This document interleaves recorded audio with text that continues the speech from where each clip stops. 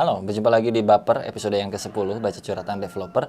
Kokorongok suara ayam padahal ini sore-sore agak lain. Tapi intinya di sini ada seorang yang curhat nih, seorang game developer yang lagi magang di sebuah studio game rintisan dan punya pengalaman pahit sepahit-pahitnya. Di sini dia share panjang banget, bahkan banyak caps lock-nya. Sekalian gue lepasin emosi gue, siapa tahu orangnya itu lagi nonton. Jadi dia sengaja curhat panjang-panjang ke gue. Barangkali nanti si orangnya ini bisa dengerin curhatannya dia secara nggak langsung. Sepahit itukah pengalamannya? Jadi kita siapin aja kopi dan juga cemilannya, langsung masuk ke Baper baca curhatan developer episode ke-10 spesial. Let's go.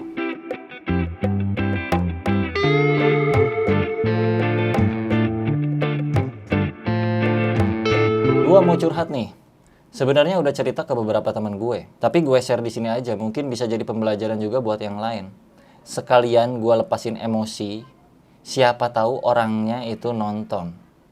Orang yang dia curhatin kali aja nonton, dia berharap kayak gitu. Biar tahu gitu isi hatinya tuh si developer ini gimana pas kerja di sana gitu, pas magang. Gue adalah seorang game developer di engine Unity WDL. Pride pisan nih. Jarang nih, langka nih guys. Mungkin di channel ini agak jarang ya. Bener banget. Sekalinya pernah juga itu gue Unity belajar 6 jam dan gue menyerah di saat itu. Mungkin suatu saat gue bakal nyoba lagi. Tapi saat ini karena cuannya masih banyak di web, jadi udah web aja. Dengan status mahasiswa di salah satu universitas Jogja. Oke, jadi dia tuh masih mahasiswa di salah satu universitas yang ada di Jogja. Dia game programmer. Gue mau curhat bang, mungkin lebih ke gibah. Oke. Kebiasaan gibah ini ya. Maaf kalau emailnya kepanjangan. Gue masih kesel juga soalnya. Ini pengen nabok asli. Jadi beberapa tahun lalu, gue ikut salah satu pelatihan game programmer yang diadakan oleh salah satu lembaga negara yang bekerja sama dengan kementerian. Singkat cerita, selesai pelatihan, gue balik ke Jogja dan masuk semester 7. Yang mana semester 7 ini, gue diwajibkan untuk magang. Di sini guys, turning point-nya nih. Inti dari curhatannya itu di sini, gue magang. Gue mulai dah tuh cari-cari referensi studio ternama yang mungkin bisa gue daftarin magang. Ada beberapa kayak Gameloft, Toge Production, Agate, Miracle Gate, Pendopo Creation, dan lain-lain. Tiba-tiba, ada salah satu kenalan gue dari pelatihan itu yang ngechat. Katanya, dia ada temen yang mau bikin game dan punya budget buat itu. Gue mikir dong, sekalian magang, kalau gue bisa dapat pemasukan dari situ, kenapa enggak? Manis. Karena di beberapa studio internship itu nggak dibayar sama sekali. Nah ini mah dibayar bro, kayak gitu maksudnya. Jadi kayak ada harapan lah. Mahasiswa punya uang sendiri. Magang pula sekalian ngejalanin tugas dari kampus, ya kan. Jadi gue putuskan lah buat ambil magang di tempat itu dengan mengajak beberapa orang temen gue. Udah kayak cerita jurig nih guys, seru. Jadi nggak cuma dia doang sendiri ya. Ada teman-teman yang diajak jadi korban. Kebetulan waktu itu ada acara event game di salah satu kota. Ketemulah kita di sana. Dia ngomong soal dia yang pengen buat game dan punya budget sekian dan seterusnya. Jadi intinya pemilik studio gamenya tuh ketemu lah sama si anak-anak magang ini. Calon anak-anak magang. Dia bahkan sampai nunjukin detail pembayaran dan pembagian budgetnya itu kayak gimana, dari visual artist, audio, sampai programmer. Ini udah gokil parah ya kan di awal. Dan budget yang ditunjukin sama dia juga itu bisa dibilang cukup decent lah. Apalagi buat kita yang belum nikah plus anak kosan. Beberapa hari setelah ketemuan itu, mulailah kerja sekalian gua ngajuin magang ke kampus. Semuanya semangat dong. Tapi hari demi hari, minggu demi minggu, bulan demi bulan, budget yang waktu itu ditunjukin belum turun juga. Waktu ditanyain soal budgetnya, dia malah ngomong satu kalimat yang gua inget banget. Kalimat ini tuh nggak pernah keluar dari mulutnya sama sekali. Orangnya bilang kayak gini, kan kita perjanjiannya bagi hasil dari revenue. Alias nggak sesuai dengan yang ada di awal guys. Jadi kan di awal dia bilang bakal digaji tuh per bulan kayak gitu-gitu lah ya. Anggaplah seperti itu. Tapi setelah apps-nya mungkin udah dijalanin, bukan apps, game-nya udah jadi, atau lagi di-develop udah 80% dan kayak gitu-gitu. Nggak ada turun-turun tuh duit tuh, nggak cair tuh. Sebagai konteks, studio yang si orang ini punya tuh awalnya bukan studio game. Tapi mereka udah cukup berprestasi di bidangnya, lalu transisi ke game development. Jadi merintis lagi tuh dari awal. Dan yang namanya baru merintis kan pasti belum punya nama. Dan pemikiran si pengirim email adalah kayak gini. Belum punya nama sama dengan nggak ada yang tahu kalau kita ada. Nggak ada yang tahu kalau kita ada sama dengan nggak ada yang tahu kalau kita bikin game. Nggak ada yang tahu kita bikin game sama dengan nggak ada yang ngedownload. Nggak ada yang ngedownload, kalian tahu jawabannya apa? Artinya nggak ada revenue. Jadi nggak ada bagi hasil dong katanya. Seru sekali. Karena gue juga masih harus jalanin kewajiban kampus yaitu magang, ya udah gue mau nggak mau ya harus nerima kenyataan pahit itu. Singkat cerita, kabar soal revenue itu nyampe ke tim yang lain. Karena tahu soal kalimat yang nggak pernah keluar dari mulutnya itu, anggota tim yang lain udah mulai itu pada mundur satu persatu. Karena mereka juga udah tahu, pasti lebih milih nyari kerjaan yang udah pasti ada cuannya. Karena kekurangan orang, mau nggak mau proyeknya ditahan. Di sini yang mulai bikin gua kesel, Bang. Menarik sekali. Jadi dia minta opini gua soal isu anggota yang mulai pada hilang karena nyari kerjaan lain. Ini cerita mulai menarik nih, ini kayak gue baca novel ya guys ya. Jadi bisa dibilang si pengirim email ini menyembunyikan rasanya dan kegelisahannya, curhatannya ini disembunyiin. Dia nggak sharing ke si targetnya, yaitu orang yang tadi itu yang bikin dia sebel ya. Entah pemiliknya atau siapanya sih, ya yang punya studionya mungkin ya. Sorry kalau gue salah, tapi kita anggap aja yang punya studionya. Jadi di hadapan yang punya studio, ini pengirim email kayak well-well aja gitu, aman lah. Kayak nggak ada masalah apa-apa, padahal di dalam hatinya kayak gendok gitu. Ditambah teman-temannya lagi udah pada keluar semuanya, kayak ngerasa ada yang nggak enak gitu. Oke, kita lanjut lagi. Jujur, gue setelah lulus nanti itu pengen juga punya rencana buat ngediriin studio kecil-kecilan sama teman-teman dan pacar gue. So sweet. Tapi karena gue tahu kita nanti bakal ngerintis dari nol banget nih, jadi gue mau jadiin studio itu sebagai sampingan aja. Buat hobi kita biar nggak ganggu kesibukan yang lain yang mungkin mau kerja di company. Open mind. Intinya si pengirim email ini fleksibel orangnya. Dia setelah lulus mau bikin studio kecil-kecilan sama teman-temannya yang bakal dijadiin sebagai kayak persinggahan aja untuk hobi-hobinya mereka gitu ya. Biar fleksibel aja, kalau ada yang mau lanjut S2 mah enggak gitu, kalau mau yang ngulang mata kuliah mah enggak, kayak gitu ya guys ya. Jadi kita lanjut lagi. Ya udah, gua kasih tahu aja soal rencana dan opini gua ke si pemilik studionya. Dan lu tahu apa yang keluar dari mulutnya? Oh, nggak bisa dong. Karena kan kita mau seriusin bisnis ini. Jadi kita harus full time di sini. Kalau enggak nanti nggak bakal jalan dan nanti malah pada hilang-hilangan kalau kayak gitu. Terus pengirim email bilang, "Man, lu mau semua orang di tim nge-spend waktu mereka 8 jam per hari buat lu dan lu nggak ngasih 1% pun dan hanya ngarep dari revenue? Minimal kalau lu mau orang-orang nge-spend waktu buat lu juga harus ngasih sesuatu yang setimpal." Gua setuju. Atau gaji yang sesuai misalnya. Karena orang-orang di tim ini tuh udah pada hilang, jadi mau nggak mau kita pindah project ke project B. Padahal project pertama tadi udah kurang lebih 85% selesai. Dan konsep game project B ini tuh beneran game casual parah. Yang biasanya lu pada lihat iklan-iklannya di YouTube atau Instagram. Bahkan lebih simpel dari itu. Tapi si Anu ini banyak banget maunya, Bapak. Mau mekanik inilah, itulah, fitur inilah, fitur itulah, dan lain-lain. Wah, gue paling seneng baca berita kayak gini. Kenapa ya? Oh ya, BTW gue di sini programmer sendirian. Alright, jadi teman-temannya yang lain itu mungkin bukan programmer tapi game designernya atau apa sih artnya yang kayak gitu-gitu ya. Gue nggak begitu paham sih. Yang nyediain aset atau hal semacam itu. Balik lagi ke topik, karena dia kebanyakan maunya, kita nggak bisa nangkep semuanya dong. Gua sama teman-teman magang gua jadinya lost atau nyasar karena nggak ada yang bisa dijadiin pedoman buat referensi.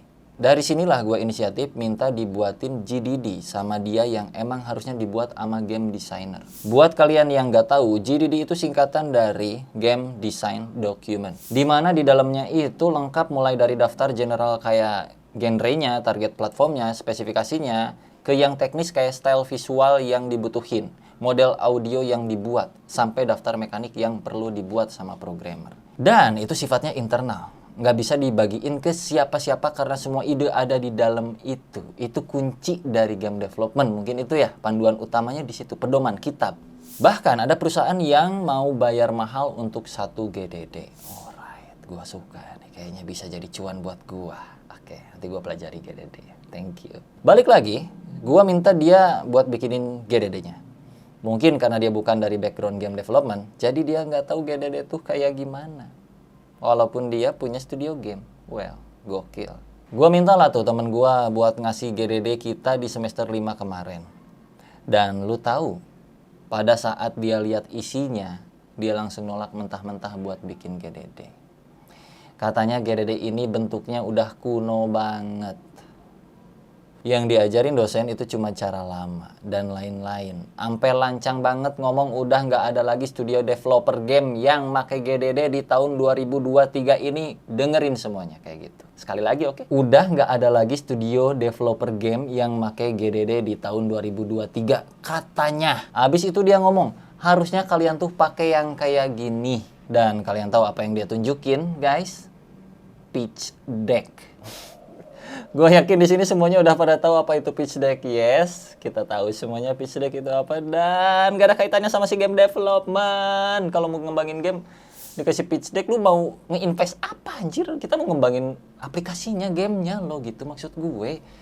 Waduh, gak bisa berkata-kata gitu. Dari sifatnya aja udah beda 180 derajat katanya guys. GDD itu internal. Sementara pitch deck itu untuk presentasi ke klien, kan gua bilang apa juga kan. Abis itu gua tanyain tuh satu persatu kenalan gua yang udah pengalaman lebih di industri lah intinya. Mulai dari senior gue yang gamenya lolos nominasi di salah satu award di Jepang. Gak mungkin ragu lagi dong ya. Sampai yang kerja sebagai programmer di studio game terbesar nomor 2-3 di Indonesia. Dan jawaban mereka apa? Yup, semua pakai GDD. Pengen udud aing, kok ada yang kayak gitu ya Gusti. Fast forward, Project B selesai dan rilis di Play Store. Berapa download dan pemasukan? Sesuai tebakan kalian semua penonton? Gak ada. Tiba-tiba ini si bocah ngide lagi buat bikin project baru. Kita namain lah projectnya Project C. Project A gagal, Project B gagal, Project C, tapi numbalin bawah-bawahnya, bos. Yang gagal si yang punya, yang bawah yang jadi tumbal. Alah, bos.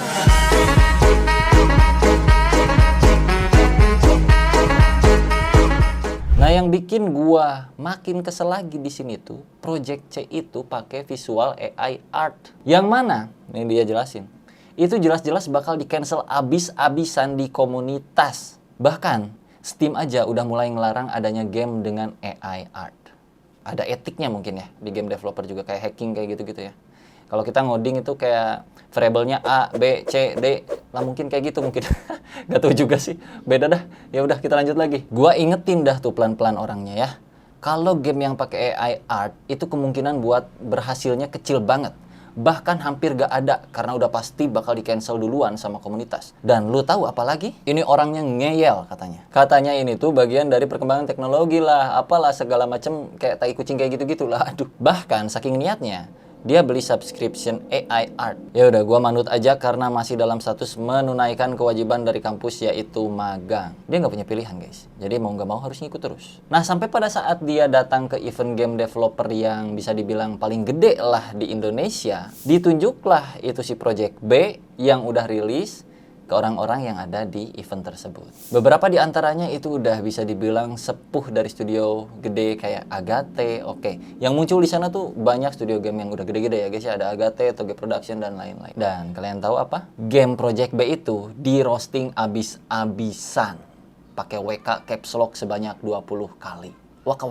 Nah, dia yang kena roasting, balik-balik tiba-tiba ngomong ke gua soal itu. Dan Project C yang pakai AI art yang tadi itu dibilangin, direncanain, itu ditahan dulu dan kita fokus buat perbaiki Project B. Di sini gue udah nggak nyaman banget karena dia nge-call Discord gue tuh nggak tahu waktu katanya. Kadang gue udah selesain jatah kerjaan gue hari ini 8 jam, gue mau istirahat, mau main game bareng sama cewek, mau ngobrol sama teman-teman Discord, lah tiba-tiba dia nelpon.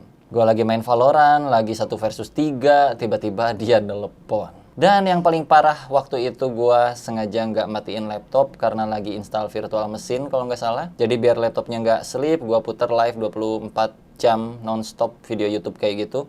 Otomatis Discord gue juga online terus dong dan nggak idle-idle jadinya. Itu jam 3 pagi dia nelpon Discord gue asli. Dan sebagai pengetahuan, waktu adalah teman kita. Berapapun jamnya, mau jam 3 subuh, 4 subuh, namanya developer, akan ada tuh kebagian yang kayak gitu-gitunya. Nah, tadi sampai jam 3 pagi di telepon Discord-nya ya kan. Karena gua masih tidur, gak gua angkat dong. And then he call me on the fucking WhatsApp, ajik jam 3 pagi katanya. Bro, akhirnya Discord dia gua mute. Nah, back to topic. Karena kita balik lagi ke Project B, gue yang tahu itu makin males lagi. Tapi di sini dia janjiin gue bayaran yang bisa dibilang decent. Awalnya gue udah gak mau percaya lagi. Tapi katanya biar lu ada pegangan, nih gue kasih DP setengahnya dulu aja deh katanya gitu. Sisanya ntar kalau gamenya udah rampung buat gue bawa ke event berikutnya. Dan gue tunjukin ke mereka lagi. Dan bener aja, itu ditransfer ke rekening gue. Ya udah gue kerjain. BTW, Project B ini dirombak semuanya hampir 100%. Dan event berikutnya itu nggak nyampe 2 minggu lagi. Buset. Jadi kayak bikin game dari nol ya. Oke. Ya udah gue speedrun tuh semuanya sampai hari H. Gue tagihin bayaran yang harusnya ada pada saat itu dan katanya 1-2 bulan lagi uangnya cair. 1,5 bulan setelah itu, ekonomi gue kepepet parah. Gue nggak enak minta orang tua juga. Jadi gue telepon lagi dah tuh orangnya. Bilang kalau gue udah kepepet parah dan butuh banget uangnya. Dia malah alasan. Uangnya udah kepake buat dia ngurus mau buka PT. Bisnis trip bla bla bla bla bla bla. Men, udah nyambung lagi kemana nih cerita ya? Parah tuh orang tuh. Katanya kalau gua kerja di dia pas PT-nya udah jadi, gua bakal digaji di atas 5 juta. Bro, di atas 5 juta, lu kerja aja sama gua sini. Ngapain kerjanya Bang Dea? Lu jadi tim research gua aja di bawah tuh sama si Torik. Torik yang edit video, lu yang research aja, gua kasih 5 juta bro. Ma gua aja enak udah, lu tinggal terserah lu mau belajar apa, mau implementasi apa. Yang penting lu punya researchnya kasih ke gua jadiin konten. That's it bro.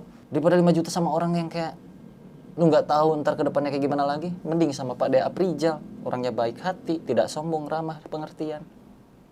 Nggak deh nanti Torik protes. Gajinya belum 5 juta katanya. Ntar naikin gaji Torik dulu ya guys ya. Oke lanjut lagi ke cerita. Halah gue udah muak banget berurusan sama tuh orang pokoknya. Pas banget hari itu magang gue selesai. Jadi sekalian gue bilang gue mau udahan dulu kerja sama dia karena magang gue udah selesai. Tiba-tiba gue digaslighting dong sama dia anjir. Katanya gue nyampakin dia. Dan dia sebagai CEO bisa bikin nama gue jelek di perusahaan-perusahaan lain biar gak ada yang mau hire gue soalnya dia aja gue campain. Apalagi perusahaan lain. What the heck?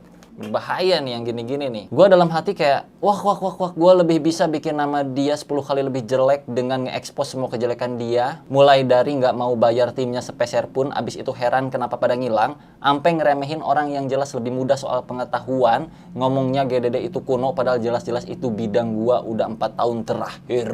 Sampai sekarang utangnya belum dibayar BTW. Makasih ya Bang kalau udah mau dibacain, maaf kalau kepanjangan dan mungkin ada beberapa kata-kata yang kurang pantas. Pantas kok! Tenang aja, pantas di mata gua mah. Lu nggak salah curhat kok ke gua. Semoga bisa jadi pembelajaran buat kita semuanya, teman-teman. Kalau ada yang mau ngajak kalian kerja di bawahnya dia, minimal ada tanda tangan di atas materai dulu biar kedua pihak aman. Dan buat lu orang yang gua maksud, kalau lu nonton video ini, bayar utang lo ke gua atau gua doain semua urusan lu dipersulit. Ingat, doa orang yang terzolimi itu gampang banget dikabulkan. Thanks Bang. Wah. Tuh kan. Kalau kerja itu nggak jujur, nggak memanusiakan manusia, efeknya adalah apa? Efeknya adalah ke spiritual juga. Mental, spiritual, pikiran, hal-hal yang di luar teknis.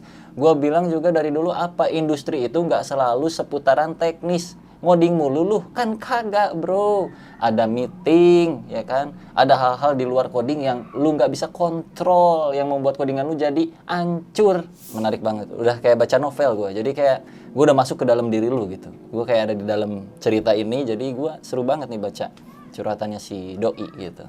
Dan kalau seputaran pengalaman yang kayak gini-ginian, walaupun gua nggak banyak pengalaman di industri yang company besar kayak gitu, tapi gua cukup punya pengalaman pahit di bidang-bidang yang rintisan kayak gini, bukan di company yang gede. Jadi buat kalian semuanya yang mengalami hal serupa mungkin yang lagi di dalam sistem seperti ini yang bisa dibilang toksik, lu coba pikir jernih untuk gimana caranya keluar dari zona tersebut, karena semua masalah pasti ada jalan keluarnya, nggak mungkin enggak. Karena memang Tuhan itu nyiptain kita untuk diuji juga gitu, seberapa mampu kita melewati ujian yang dikasih sama Tuhan, dan nggak mungkin Tuhan ngasih ujian yang dilewat batas kita gitu. Jadi pasti kita bisa selesaiin itu dengan berbagai macam cara. Asalkan apa? Asalkan pikiran kita jernih. So sekian aja curhatan kali ini di episode yang cukup panjang untuk bacain cerita dari satu orang aja. Stay tune terus, sampai jumpa di video baper berikutnya. Keep safety. Gue Devrijal pamit undur diri. Assalamualaikum warahmatullahi wabarakatuh. Bye-bye.